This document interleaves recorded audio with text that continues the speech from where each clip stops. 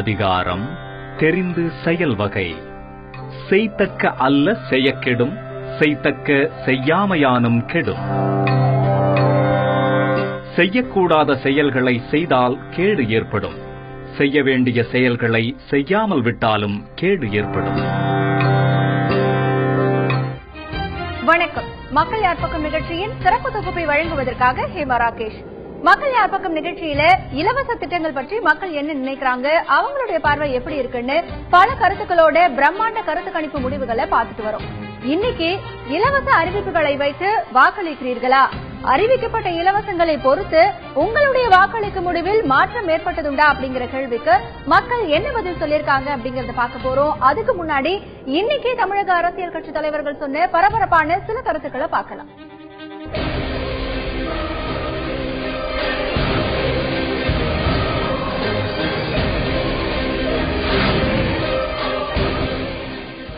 திமுக கூட்டணிக்கு தேமுதிக வருமாங்கிறது பத்தியும், பாஜகவும் தேமுதிகவோட பேச்சு நடத்திட்டு வர்றது பத்தியும் கருத்து தெரிவிச்சிருக்காரு டி.கே.எஸ். இளங்கோவன். அவர் மற்ற கட்சிகளோடு சேரவில்லை, நாங்களும் அவரை புறக்கணிக்கவில்லை, வேண்டாம் என்று சொல்லவில்லை. இரு கட்சிகளுக்கும் உறவு ஏற்படுவதற்கான வாய்ப்புகள் இருக்கின்றன. இரு கட்சிகளுக்கும் உறவு ஏற்படுவதற்கான வாய்ப்புகள் இருக்கின்றன. இன்னும் காலம் கனியட்டும், இன்னும் கால அவகாசம் இருக்கிறது. தேர்தலுக்கு இன்னும் 1.5 மாத காலம் இருக்கிறது.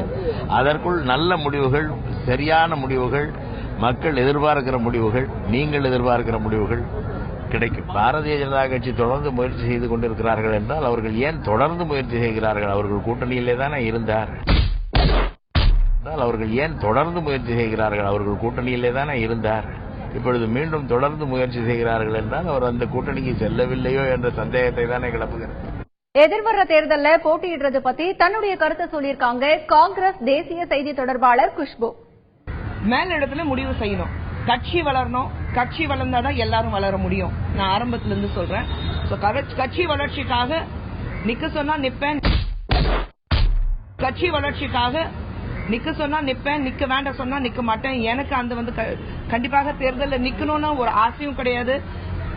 நான் கட்சி வளர்க்கறதுக்காக என்னால என்னென்ன செய்ய முடியும் அது எல்லாத்தையும் வேலை செஞ்சுட்டு இருக்கேன். அண்ணா வழியில ஆட்சி செய்தீங்களான்னு திமுக தலைவர் கருணாநிதியை பார்த்து கேள்வி எழுப்பி இருக்கிற வைகோ மதுவிலக்கு விஷயத்திலையும் கருணாநிதியை விமர்சிச்சிருக்காரு. அண்ணா வழியிலே ஆட்சி நடத்துகிறீர்களா கலைஞர் அவர்களே? குழி தோண்டி புதைத்தீர்கள். என்றைக்கு நீங்கள் முதலமைச்சர் பொறுப்பை தொட்டீர்களோ அங்கிருந்து ஒவ்வொன்றாக குழி தோண்டி புதைத்து கடைசியில் திராவிட இயக்கத்தை தெருவிலே போகிறவன் வருகிறவன் எல்லாம் இழுத்தும் பழித்தும் ஏளனம் செய்து கேவலப்படுத்துகின்ற நிலைமைக்கு ஆளாக்கி விட்டீர்கள் கலைஞர் அவர்களே. தெருவிலே போகிறவன் வருகிறவன் எல்லாம் இழுத்தும் பழித்தும் ஏளனம் செய்து கேவலப்படுத்துகின்ற நிலைமைக்கு ஆளாக்கி விட்டீர்கள் கலைஞர் அவர்களே. நான் மிக வருத்தப்படுகிறேன். 29 ஆண்டுகள் உங்களுக்கு நிழலாக இருந்து சேவகம் செய்த ஒரு மெய்காப்பாளனாக இருந்து பாடுபட்ட தொண்டன் என்ற முறையிலே நான் வேதனைப்படுகிறேன்.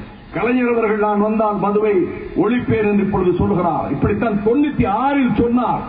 10 வருடம் ஆட்சியில் இருந்திருக்கிறார். நாட்டு மக்களை திட்டமிட்டு ஏமாற்றுவதிலே அவர் மிகப்பெரிய கெட்டிக்காரர்.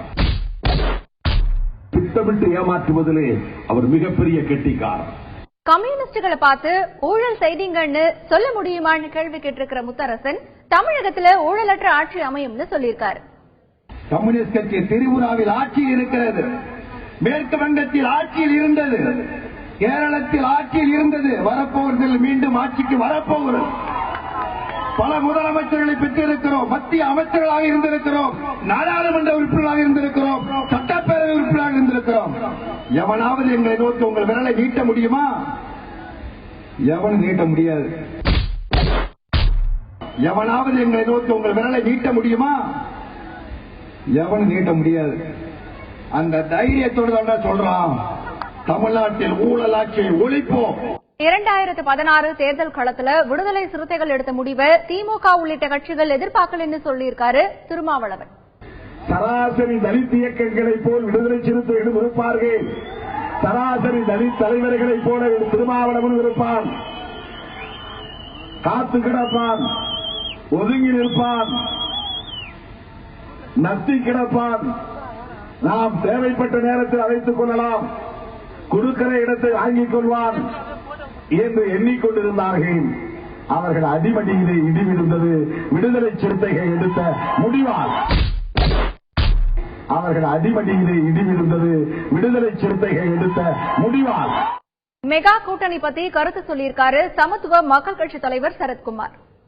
பாமக, அப்புறம் தேமுதிக, சமக, பாரதிய ஜனதா அப்படின்னு சொல்லும் போது மிகப்பெரிய ஒரு கூட்டணி அமைக்கிறதுக்கான வாய்ப்பு மெகா கூட்டணி வரும்.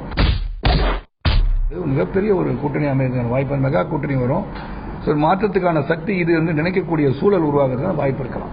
தனித்து போட்டியிடுறது ஏன்னு விளக்கம் கொடுத்திருக்காரு நாம் தமிழர் கட்சியோட ஒருங்கிணைப்பாளர் சீமான். நாய் வேட்டைக்கு போகுதுன்னா 4-5 நாயை கூட்டிட்டு ஓடலாம். புலி வேட்டைக்கு 4-5 புலியை கூட்டிட்டு போக முடியாதுல்ல. புலி வேட்டைக்கு 4-5 புலியை கூட்டிட்டு போக முடியாதுல்ல. அதனாலதான் நம்ம அதை செய்யறது இல்ல. சண்டையில தான் சாப்பாட்டுல கூட்டு பொரியலாம், சண்டையில தனியாத்தான் போடுறது. சாப்பாட்டுல கூட்டு பொரியலாம், சண்டையில தனியாத்தான் போடுறது. ஒரே ஒரு இதுதான் நான் கேட்கறது. சாதிக்கு எல்லா சாதிக்கு வாக்கு இருக்குங்கிறாங்க, எல்லா மதத்துக்கு வாக்கு இருக்குங்கிறாங்க, இந்திய தேசிய உணர்வுக்கு வாக்கு இருக்குங்கிறாங்க. பாரதிய ஜனதா ஒரு மத உணர்வு தேசிய உணர்வுன்னு சொல்லுது. இந்த திராவிட கட்சிகளுக்கு வாக்கு இருக்குங்கிறாங்க.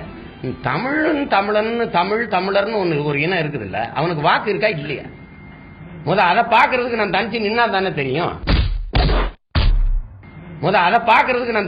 தானே தெரியும். தமிழகத்துல பல்வேறு கட்சிகள் கூட்டணி பத்தி பேசிக்கிட்டு இருக்கிற நேரத்துல தேர்தல் களத்துல குதிச்சிருக்கு சிவசேனா.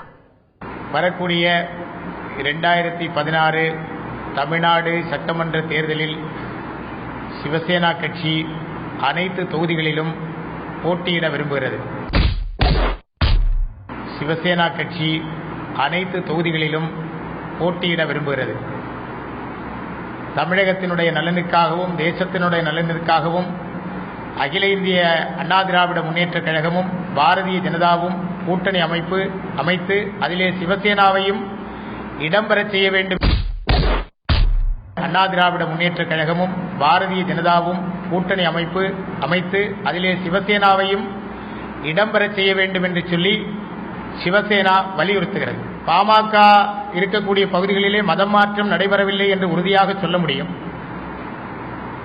ஆகவே பாமகவோடு எங்களுக்கு உடன்பட்ட கருத்து உண்டு. இதில் யாருடைய தலைமை, யாருடைய என்ன கூட்டணி என்பதை விட அவருடைய செயல்பாடு எங்களுக்கு பிடித்திருக்கிறது.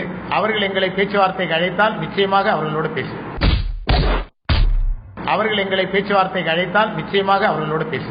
ஆளுங்கட்சியில இருக்கிறவங்க கிட்ட அடுத்த தேர்தல்ல யார் ஜெயிப்பாங்கன்னு கேட்டா வேற யாரு நாங்க தான் ஜெயிப்போம்னு சொல்லி பல கருத்துக்களை சொல்லுவாங்க.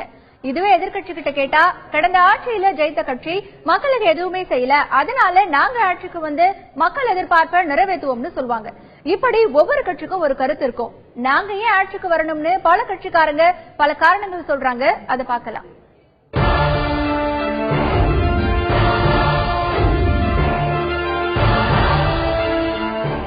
டாக்டர் புரட்சி அம்மாவுடைய ஆட்சி மீண்டும் பொற்கால ஆட்சி தமிழகத்தில் நிலவுகிற பொழுது மென்மேலும் திட்டங்கள் அம்மா அவர்களுடைய கற்பனையிலே மென்மேலும் திட்டங்கள் உதயமாகிக் கொண்டிருக்கின்றன. அந்த உதயமாக திட்டங்கள் அனைத்தும் முழுமையாக 100% முழுமையாக செம்மடிக்கப்பட்டு மாணவ செல்வங்கள், உழவர் பெருமக்கள், வர்த்தக பெருங்குடி மக்கள், தாய்மார்கள் போன்ற பொதுமக்கள் அனைவரும் மென்மேலும் தன்னுடைய வாழ்க்கை தரத்தை உயர்த்திக் கொள்ள புரட்சியில் அம்மாவுடைய ஆட்சி ஆகப்பட்டது அருமையாக அமையும் என்பதில் எந்த விதமான மாற்று கருத்து கிடையாது. ரேஷன் கடையில் எந்த பொருளும் கொடுப்பதில்லை. 3 மாதங்களுக்கு ஒரு முறை என்கிறார்கள், அதுவும் கிடையாது. 10 பேர் 20 பேருக்கு மட்டும் கொடுக்கறாங்க. ஆனால் எங்களுடைய ஆட்சி வந்தால் எல்லோருக்கும் எல்லா பொருளும் எல்லா மாதமும் கிடைக்கும். தற்போது சட்ட ஒழுங்கு என்பதே கிடையாது. கொள்ளைகள் அதிகமாக நடந்து கொண்டிருக்கிறது. ஆனால் எங்களது ஆட்சியில் அது அந்த மாதிரி இருக்கிறதுக்கு வாய்ப்பில்லை. கண்டிப்பாக மக்கள் நல்ல ஆட்சி 2016 மலரும். மதுவில்லா தமிழகம் உருவாகிட, ஊழலற்ற ஆட்சி அமைந்திட பாரதிய ஜனதா கட்சி ஆட்சிக்கு வர வேண்டும். வேலையில்லா இளைஞர்களும் வேலையில்லா பட்டதாரிகளுக்கு வேலை பெற்றிட, விவசாயிகள் நலன் காக்க, விவசாயிகளுக்கு உன்னத திட்டங்கள் மலர்ந்திட, தமிழகத்தில் விவசாயிகளுக்கு முக்கியத்துவம் வர வேண்டும் என்றால் பாரதிய ஜனதா கட்சி ஆட்சிக்கு வர வேண்டும். மற்றும் பல எண்ணற்ற திட்டங்கள் தமிழகத்தில் மலர வேண்டும் என்றால் பாரதிய ஜனதா கட்சி ஆட்சிக்கு வர வேண்டும். தலைவிரித்து ஆடும் லஞ்ச ஊழலை ஒழிக்கின்ற வகையில் லோக் ஆயுக்தா சட்டம் கொண்டுவரப்படும். அதேபோல அனைவருக்கும் சமமான தரமான கல்வி கிடைப்பதற்கு நடவடிக்கை எடுக்கப்படும். கல்லூரி படிப்பை முடித்தவுடன் வருகின்ற இளைஞர்களுக்கு வேலை உத்தரவாதம் வழங்கப்படும். தமிழகத்தில் உள்ள அனைத்து கனிம வளங்களும் அரசுடைமையாக்கப்பட்டு கனிம வளங்கள் பாதுகாக்கப்படும். தமிழகத்தில் உள்ள அனைத்து பாசன ஏரிகள், வரத்து வாய்க்கால்களில் உள்ள ஆக்கிரமிப்புகள் அகற்றப்பட்டு பாசன வசதிகள் மேம்படுத்தப்படும். இப்ப நம்ம பார்க்க போறது விஐபி தொகுதி.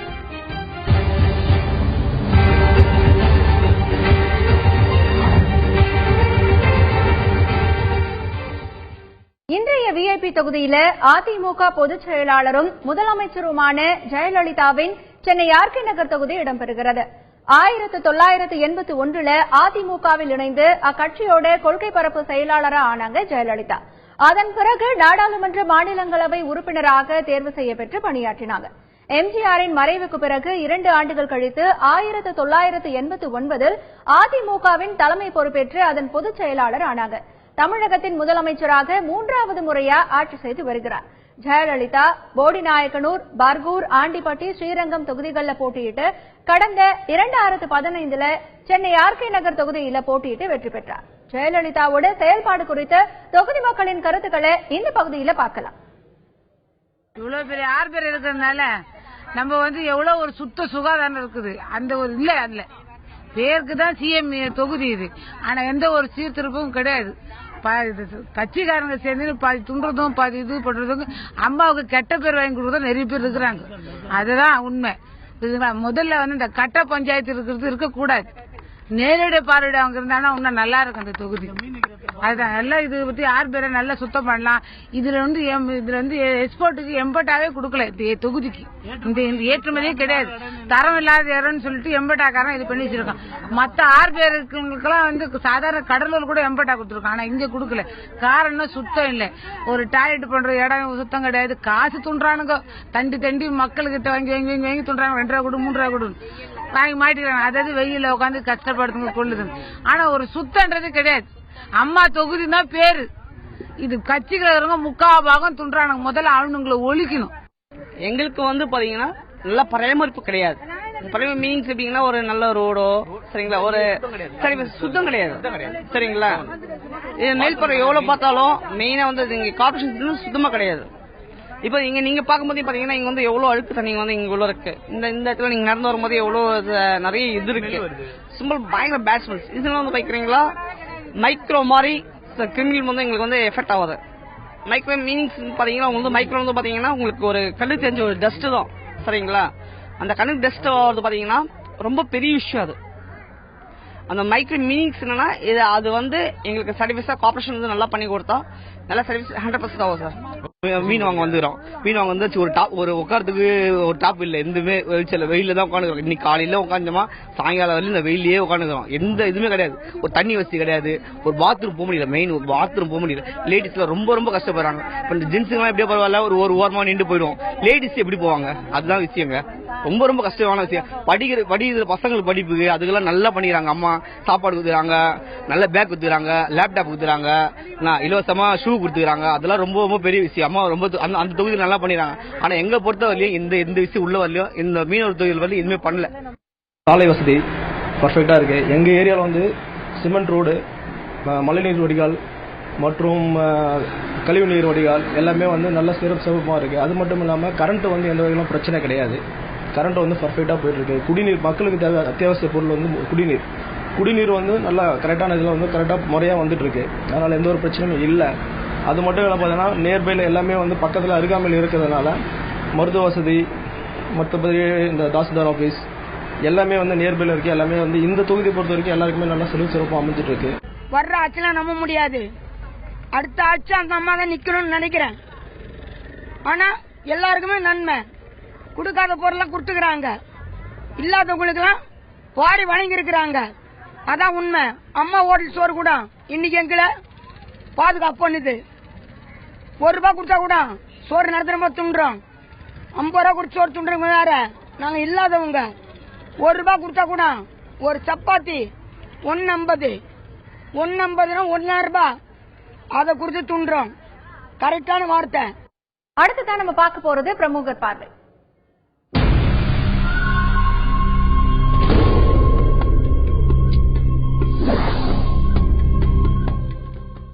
இன்றைய பிரமுகர் பார்வையில நடிகர் மோகன் ராம் தன்னுடைய கருத்துக்களை பகிர்ந்துக்கிறாரு.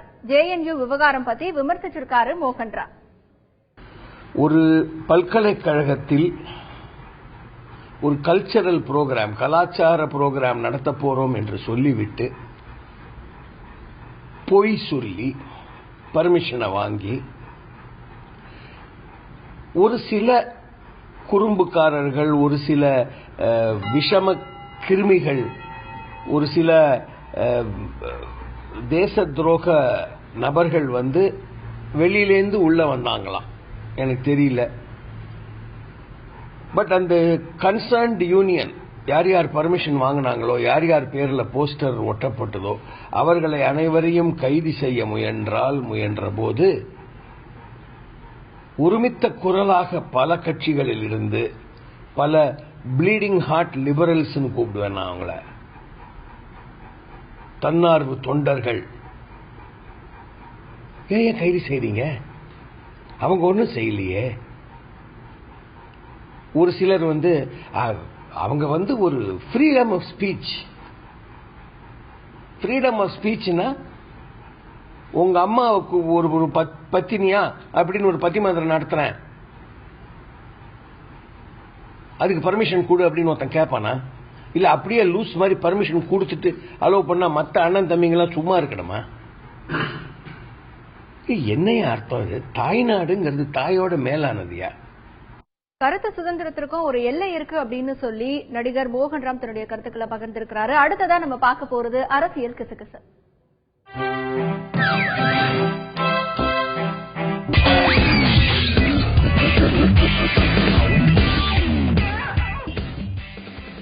இலை கட்சியில ஐவர் அணியில முதல் 2 இடங்கள்ல இருக்கிற பெரியகுளத்துக்காரரும் ஊரை தன்னோட பேருக்கு முன்னால வச்சிருக்கிறவரும் ஓரங்கட்டப்படுறத பத்தி நேத்து நம்ம பார்த்தோம் இல்லையா?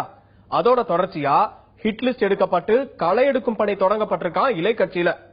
கால்நடைக்கு பொறுப்பா நியமிக்கப்பட்டவரோட கட்சி பதவி, அமைச்சர் பதவின்னு 2 உருவப்பட்டிருக்கிற வேளையில இந்த லிஸ்ட்ல இன்னும் 10 பேர் இருக்காங்களாம்.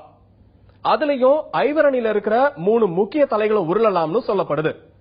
பொதுவா இலை கட்சியில சம்பந்தப்பட்ட நபர் மீது மட்டும்தான் தலைமையால நடவடிக்கை எடுக்கப்படுமா, ஆனா கூட இருக்கிற வாள்களும் களை எடுக்கப்படுறது புதுசா இருக்காம்.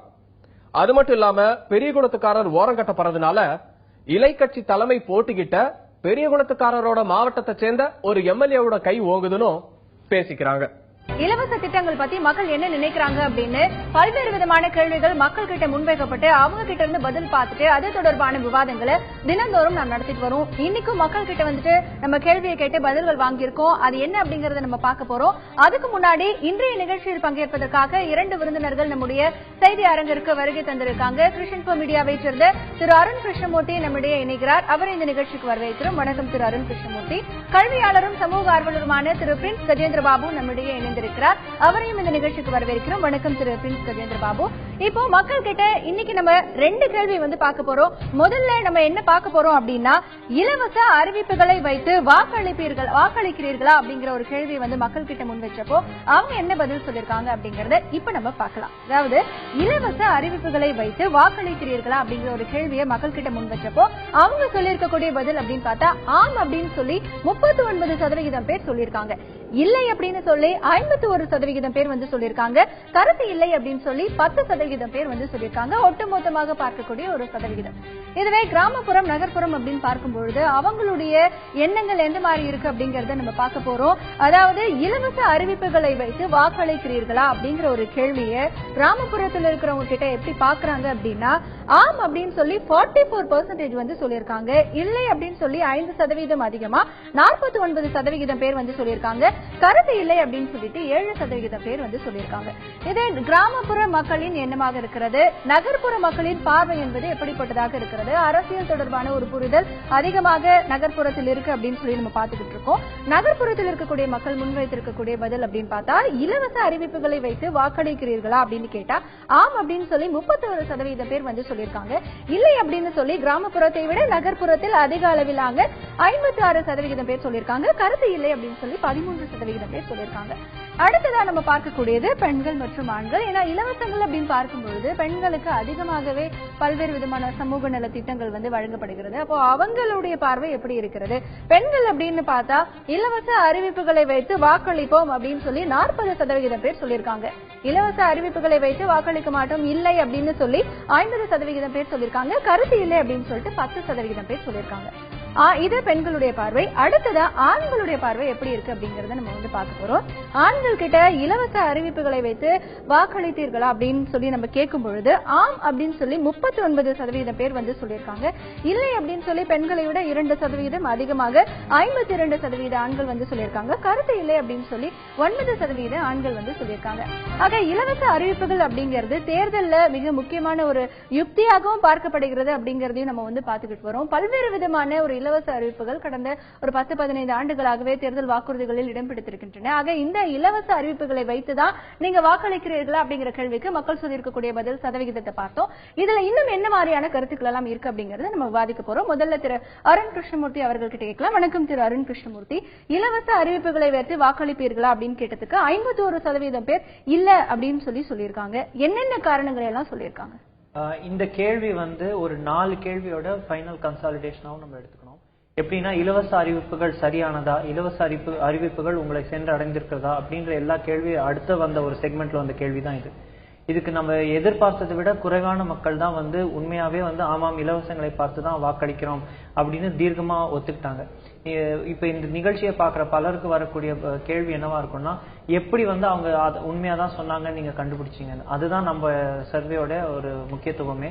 நம்ம இதை ஒரு டைரக்ட் குவெஸ்டினா மட்டும் வைக்காம மூட் மேப்பிங் எக்ஸசைஸ், அதாவது 4-5 கேள்விகளா இதை பிரித்து அந்த கேள்விகள்ல இருந்து வரக்கூடிய ஒரு கன்சாலிடேட்டட் பதில், அதுக்கு தான் அந்த பெர்சன்டேஜ் தான் இது.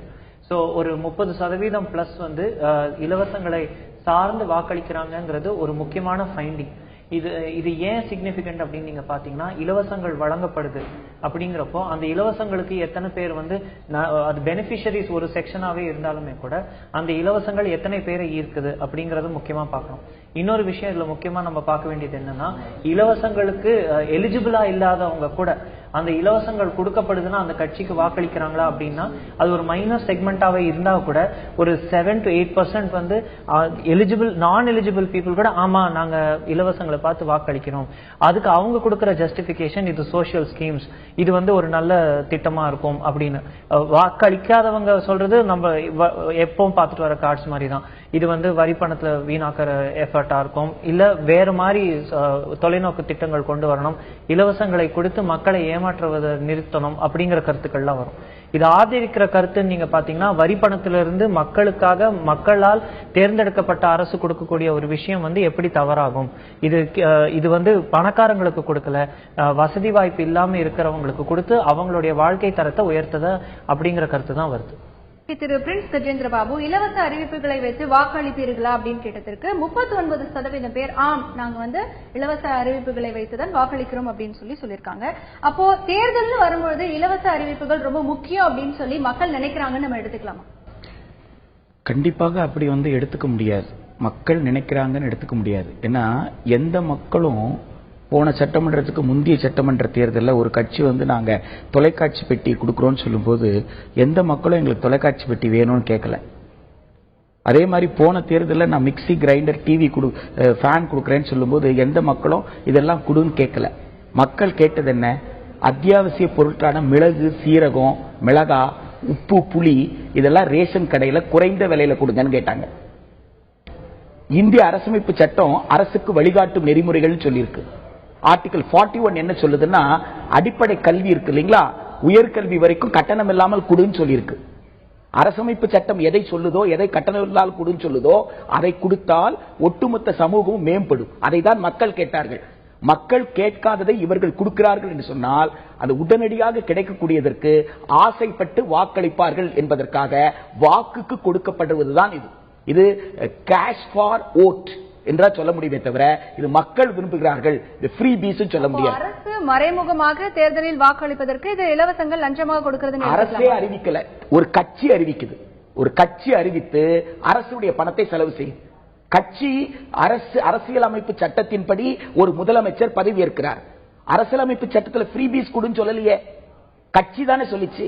ஒரு கட்சிக்கு கிடைத்த வாக்கு எத்தனை சதவீத வாக்கு அந்த கட்சிக்கு ஜெயிச்ச கட்சின்னு எடுத்துக்கோங்க. ஜெயிச்ச கட்சிக்கு இப்போ பிஜேபி எடுத்துக்கோங்க, மத்தியில் இருக்கிற பிஜேபிக்கு 33% ஓட்டு தான்.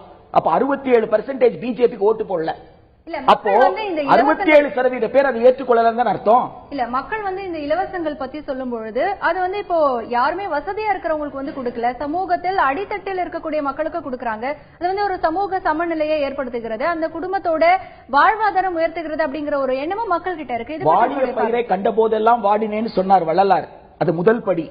அதே வள்ளலார் உச்சத்துக்கு போய் சங்கடம் தரும் ஜாதியையும் சமயத்தையும் தவிர்த்தேன்னு சொன்னார். அது உச்சகட்டம். நீங்க மக்களுக்கு உதவணும்னு சொல்றது சாதாரண பரிதாபப்படுற நிலை. ஒரு ஜனநாயக ஆட்சியில, ஒரு மக்கள் ஆட்சியில பரிதாபப்படுறது இல்ல. லைஃப் வித் டிக்னிட்டி, அதுதான் உச்சநீதிமன்றம் சொல்லி இருக்கு. கண்ணியமிக்க வாழ்க்கை. நீங்க இலவசங்களை கொடுப்பதன் மூலமாக கண்ணியமிக்க வாழ்க்கையை உங்களால் உத்தரவாதப்படுத்த முடியுமா என்பதுதான் கேள்வி. அப்போ ஒரு ஜனநாயக அரசுல ஒரு அரசு மக்களை கண்ணியப்படுத்தணுமா அல்லது மக்களை கையேந்த வைக்கணுமா? இந்த இலவசங்கள் மக்களை கையேந்த வைக்கிறதே தவிர ஒரு கண்ணியமான வாழ்க்கைக்கு அவர்களை இட்டு செல்லல.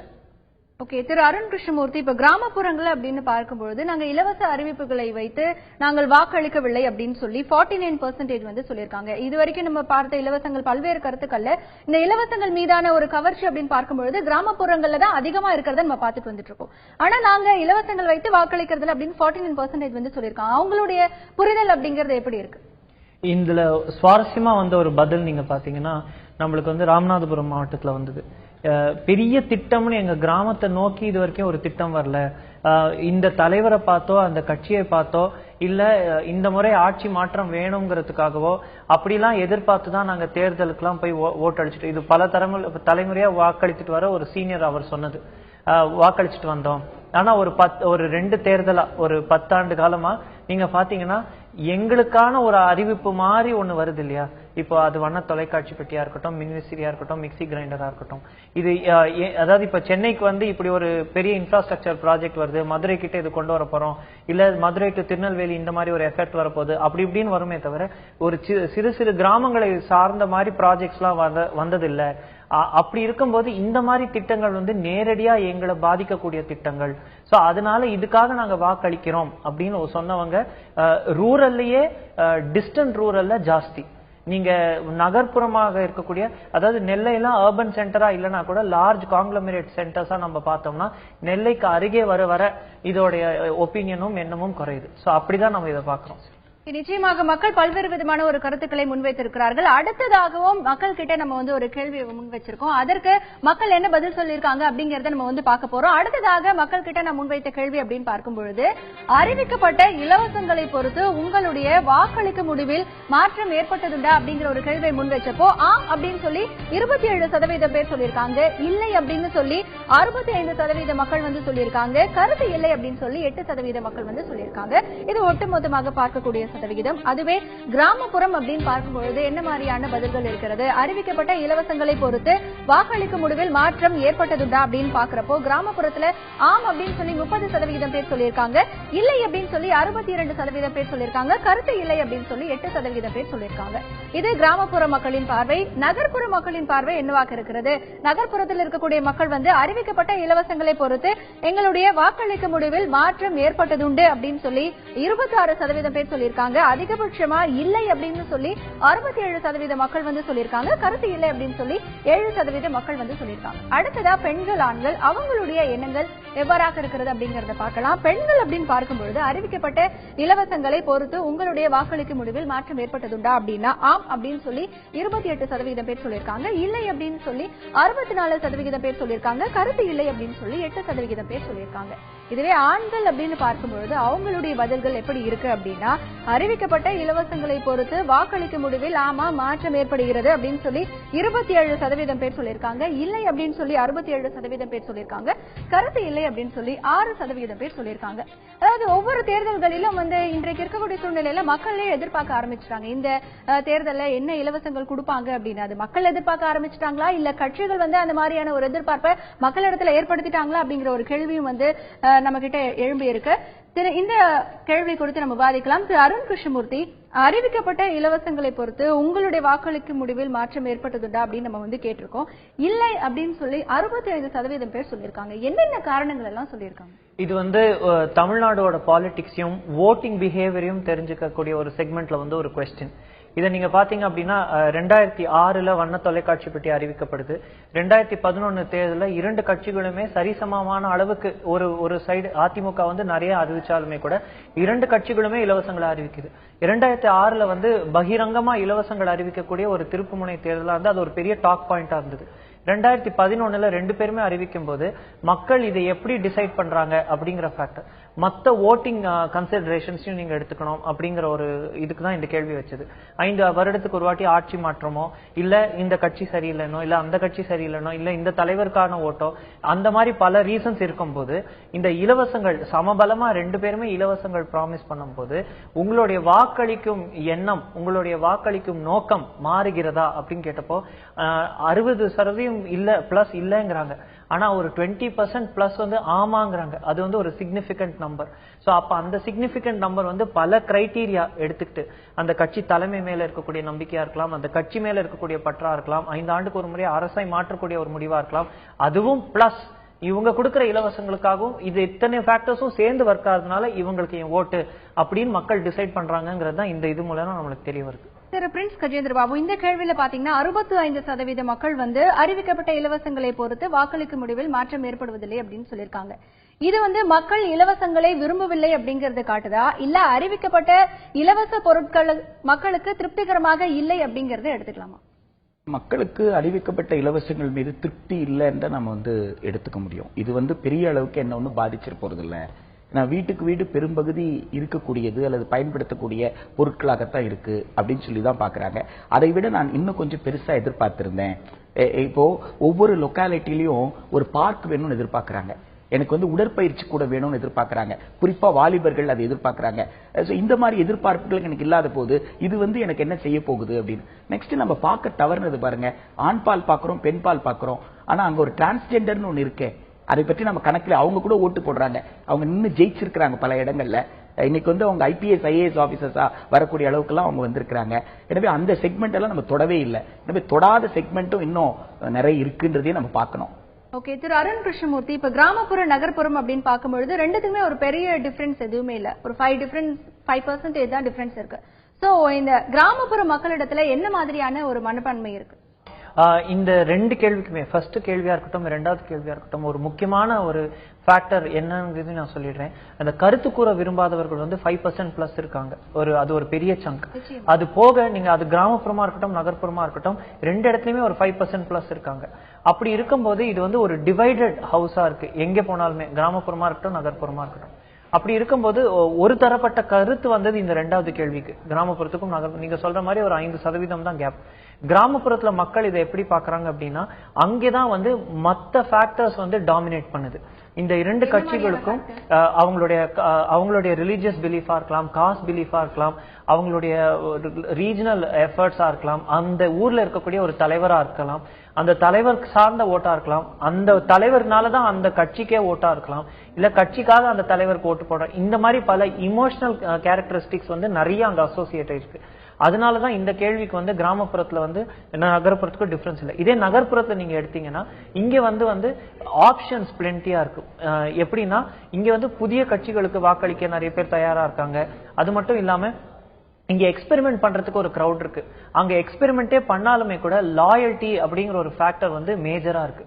அதனாலதான் இந்த क्वेश्चनக்கு 2 இடத்துலயும் மேஜர் டிஃபரன்ஸ் நம்மளுக்கு வரல. திரு பிரின்ஸ் கஜேந்திர பாபு, இப்ப ஒரு கடந்த சில நாட்களாகவே இந்த இலவசங்கள் பத்தி டெய்லி ஒவ்வொரு கேள்வி நம்ம பார்த்துட்டு வரோம். அதுல மிக முக்கியமா நம்ம பார்த்த ஒரு கேள்வி இலவசங்களால் வாழ்க்கை தரம் உயர்கிறதா அப்படின்னு கேள்வி கேட்டப்போ, இல்லை எங்களுடைய வாழ்க்கை தரம் உயரல அப்படின்னு சொல்லி 60% மேல மக்கள் பதில்களை பதிவு பண்ணிருந்தாங்க. அதே நேரத்துல இலவசங்கள் உழைப்பு திறனை, அதாவது மக்களுடைய உழைப்பு திறனை குறைக்கிறதா அப்படின்னா ஆமாம் குறைக்கிறது அப்படிங்கிற மாதிரியான பதில்கள் எல்லாமே சொல்லியிருந்தாங்க. இப்போ இந்த கேள்வியில பாத்தீங்கன்னா இலவசங்களை பொறுத்து வாக்களிக்கும் முடிவில் நாங்க எங்களுக்கு மாற்றம் ஏற்படாது அப்படின்னு சொல்லி அதிகபட்சமா 65% மக்கள் வந்து சொல்லியிருக்காங்க. ஆக இப்படி எல்லாம் பார்க்கும் பொழுது இனி வரக்கூடிய தேர்தல்ல இலவசங்களை மக்கள் விரும்ப மாட்டாங்க, அந்த மனநிலைக்கு வந்துட்டாங்க, மக்களிடத்துல ஒரு மனமாற்றம் ஏற்பட்டிருக்கு அப்படின்னு நம்ம எடுத்துக்கலாம். கண்டிப்பாக மனமாற்றம் ஏற்படல அப்படின்னு நம்ம சொல்ல முடியாது. காரணம் என்னன்னா, நீங்க வந்து அரிசிய இலவசமா கொடுக்குறீங்கன்னு வச்சுருங்க, 20 கிலோ அரிசியோ 10 கிலோ அரிசியோ கட்டணம் இல்லாமல் கொடுக்குறீங்க அப்படின்னு சொன்னா, அந்த அரிசியை வேக வச்ச பிறகு போட்டு சாப்பிடுற உப்புனுடைய விலை என்ன? உப்புக்கு வரி போடுறாங்க. அந்த அரிசியை வேக வைக்கிறதுக்கு தண்ணீர் துட்டு கொடுத்து வாங்க வேண்டியது இருக்கு. வெறும் தண்ணீர் உப்பு போட்டு சாப்பிட முடியாது. ரசம் வைக்கணும், குழம்பு வைக்கணும்னா காய்கறியோட விலை என்ன? அப்போ எப்படி என் வாழ்க்கை தரம் மேம்பட்டு இருக்கு நீங்க சொல்ல முடியும்? இலவசங்களால் எங்கே என் வாழ்க்கை தரம் மேம்பட்டது? நீங்க மிக்ஸி கொடுத்துட்டீங்க, மிக்ஸிக்கு பவர் சப்ளைக்கு யார் துட்டு கொடுப்பாங்க? பவர் கனெக்ஷன் எடுக்கிறதுக்கு யார் துட்டு கொடுப்பாங்க? அப்போ இலவசங்களால் என் வாழ்க்கை தரம் எங்கே மேம்பட்டது? அது என்கிட்ட இல்லாத ஒரு பொருள் இப்ப இருக்குன்னு சொல்லிக்கலாம், இந்த பொருள் கூட எங்க வீட்டில் இருக்கு நான் சொல்லிக்கலாம், ஆனா இதனால் மட்டுமே என்னுடைய வாழ்க்கை தரம் மேம்பட்டதாக இருக்காது. எனவே மக்கள் உண்மையிலேயே தன் வாழ்க்கை தரம் மேம்பட வேண்டும் என்று விரும்பும் பொழுது நிச்சயமாக இந்த இலவசங்களை வெறுக்க ஆரம்பிப்பார்கள். நிச்சயமாக இலவசங்களை பொறுத்தவரை பல்வேறு விதமான பதில்களை நம்ம மக்கள் கிட்ட இருந்து பாத்துக்கிட்டு இருக்கோம். தேர்தலை பொறுத்த வரைக்கும் இன்றைக்கு இலவசங்கள் அப்படின்னு பார்க்கும்போது தேர்தலில் ஜெயிக்கக்கூடிய ஒரு யுக்தியாகவும் பார்க்கப்படுது அப்படிங்கறது மக்கள் பார்வையாக இருக்கிறது. இலவசங்கள் பத்தி மக்கள் பல்வேறு கருத்துக்களை முன்வைத்தாலும் கூட இனி இந்த தேர்தலில் அரசியல் கட்சிகள் இந்த இலவசங்களை எல்லாம் கொடுத்தால் நன்றாக இருக்கும் அப்படிங்கிற ஒரு பதில்களையும் மக்கள் வந்து சொல்லியிருக்காங்க. அது என்ன அப்படிங்கறத நாளைக்கு நம்ம விரிவா பார்க்க போறோம். இன்றைக்கு இந்த நிகழ்வில் பங்கேற்று தங்களுடைய கருத்துக்களை முன்வைத்த திரு அருண் கிருஷ்ணமூர்த்தி அவர்களுக்கும் திரு பிரின்ஸ் கஜேந்திர பாபு அவர்களுக்கும் நன்றி. மீண்டும் மக்கள் யார் பக்கம் நிகழ்ச்சியில் சந்திக்கலாம். அதுவரை உங்களிடமிருந்து விடைபெறுவது ஹேமா ராகேஷ்.